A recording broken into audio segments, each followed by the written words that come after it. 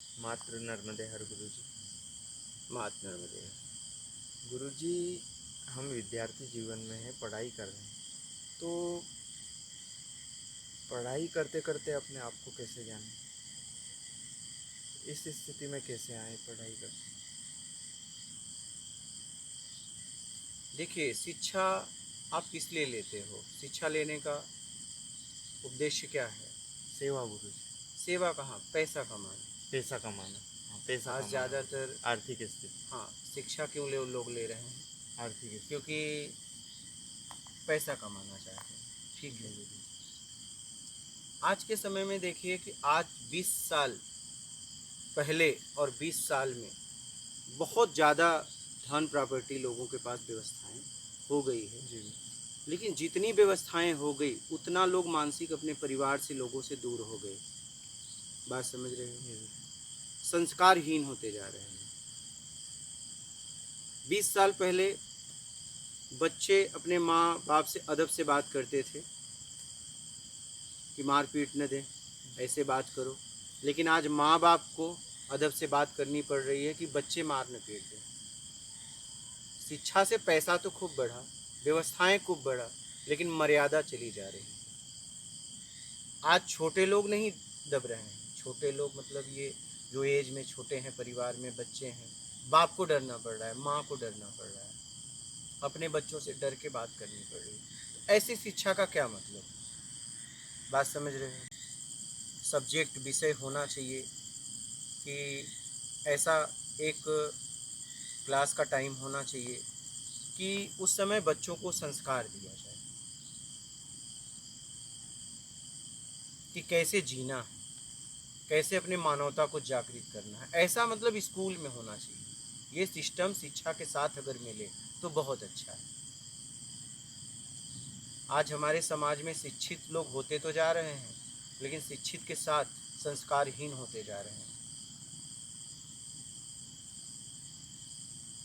शिक्षा लेने के बाद समर्पण आना चाहिए। शिक्षा का अहम आ गया और उससे पैसा कमा के उसी जिसने आपको शिक्षा दिलवाने का निमित्त बना, पैसा लगाया, धन लगाया, उसी का अपमान कर रहे हैं। इसीलिए देखो वृद्ध आश्रम बढ़ते जा रहे हैं। आज के 20 साल पहले कितने थे, अब कितने हैं देखो, और बढ़ते जा रहे हैं। बात समझ रहे हो? हर गांव में। हाँ। जी गुरुजी। वृद्ध आश्रम में भोजन मिलेगा, लेकिन आत्मिक शांति थोड़ी मिलेगी, क्योंकि वो माँ बाप उन बच्चों के साथ जिए हैं। उन बच्चों के साथ साथ जिएंगे तो आत्मिक शांति मिलेंगी। अगर दूर रहेंगे, भोजन तो मिलेगा, लेकिन वो अपने मौत का इंतज़ार करेंगे कि कब मेरी मौत आ जाए, क्योंकि उनसे अलग होके जीना उनके लिए बड़ी मुश्किल है, बड़ी कठिनाई है। आचरण, कैसे लोगों से बात करना, उठना बैठना, मर्यादा में रहना, समझ रहे हो? आज धीरे धीरे मर्यादाएं हटती जा रही हैं। लोग अपने घर के अंदर जूते चप्पल पहन के घूम रहे हैं क्या? और उनको लगता है मैं बहुत बड़ा हूँ। बात समझ रहे हो?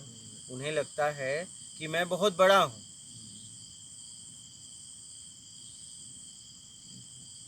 जूते चप्पल को लोग ज़्यादा अहमियत दे गए, क्योंकि जूते चप्पल इतने महंगे हो गए हैं। उनका जूते चप्पल पे ही ध्यान है आज के लोगों का। बात समझ रहे हो? यहाँ तक मंदिरों में बैग में लेके जूते चले जा रहे हैं। मतलब जूतों को लोगों ने इतना अहमियत दी, मतलब आप मानसिक कितना गिर गिर रहे हो, आपको ये नहीं समझ में आ रहा है। मंदिर घरों में जूते पहन के जा रहे हैं। उनको लगता है कि नहीं मैं बड़ा आदमी हूँ। बड़े आदमी नहीं हूँ। बड़े आदमी तुम्हें बाहर से लग रहे हो, तुम संस्कारहीन हो गए हो। ये बात तुम्हें समझ में नहीं आ रही। और ये करने में लोग अपने आप को बहुत बड़ा समझते हैं कि मैं बहुत बड़ा हूँ, कि मैं जूते चप्पल पहन के देखो बेडरूम लेके हॉल में पूरा घूम रहा हूँ, रसोई घर में भी, क्या रसोई घर में भी नहीं छोड़ रहे हैं। आप बात समझ रहे हो? जी।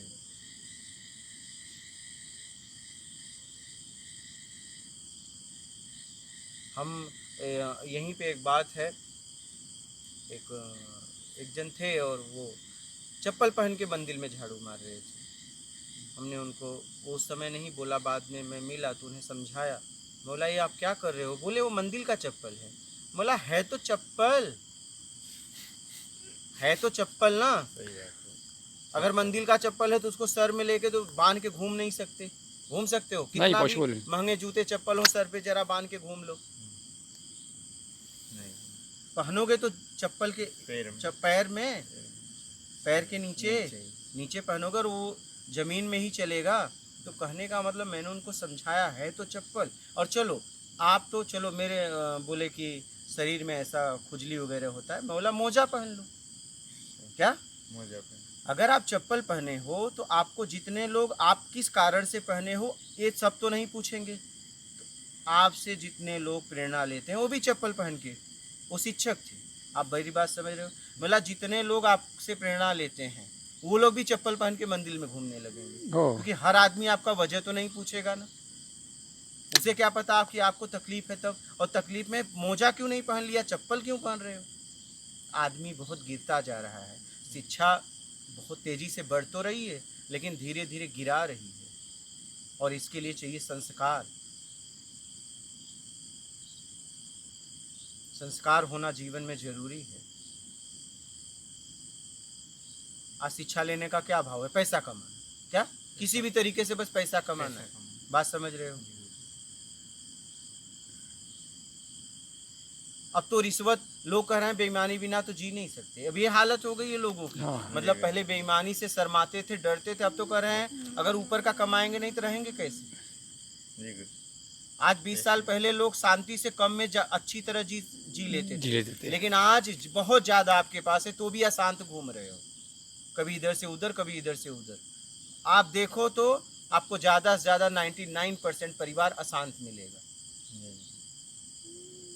बहुत ऐसे कम परिवार बचे जो एक साथ बैठ के पूरी फैमिली प्रेम में भोजन करता हो। नहीं है, बात समझ रहे हो? नहीं और दिखती। बहुत ऐसे परिवार कम होंगे कि जो एक साथ एक ही घर में सब पूरे परिवार के लिए भोजन पूरे भाइयों का बनता हो, माँ बाप भाइयों का। अब तो माँ बाप का भी बंटवारा कर दिए। इतने दिन तुम्हारी माँ, मेरी माँ तुम्हारे यहाँ खाएगी, इतने दिन तुम्हारे यहाँ, इतने दिन। अब बताओ वो माँ बाप का क्या हालत होगा। बात समझ रहे हो? तो मैं कहने का तात्पर्य है शिक्षा के साथ संस्कार होना चाहिए। और संस्कार का मतलब एक पीरियड ऐसा स्कूल में होना चाहिए, क्लास होना चाहिए, जो भी आप लोग बोलते हो। 40 मिनट का कहीं होता है, कहीं कितना होता है। जैसे आपके स्कूल में कितना? नैतिक शिक्षा होती है। हाँ, नैतिक शिक्षा। और जैसे मान लीजिए आपके स्कूल में कितना मिनट का? एक 40 मिनट का होता है। तो 40 मिनट एक ऐसा पीरियड बोलो चाहे क्लास बोलो, वो रखना चाहिए कि उनमें एक शिक्षक ऐसा आएगा बच्चों को संस्कार देगा बचपन से। ऐसा स्कूल में व्यवस्था किया जाना चाहिए। हाँ, ये जो लोग भी चला रहे हैं सिस्टम, ठीक है, उनका दायित्व है, उनका कर्तव्य है कि आज शिक्षा लेने के बाद लोग संस्कारहीन हो रहे हैं तो इनको कैसे संस्कार दिया जाए। तो बचपन से एक क्लास ऐसा रखना चाहिए। समाज के जो लोग भी स्कूल व्यवस्था, ठीक है, जो लोग भी कॉलेज व्यवस्था देख रहे हों, उनका ये काम है। समझ रहे हैं? तो शिक्षा के साथ संस्कार होना बहुत जरूरी है। ठीक है, और कुछ? ठीक है, 5 मिनट।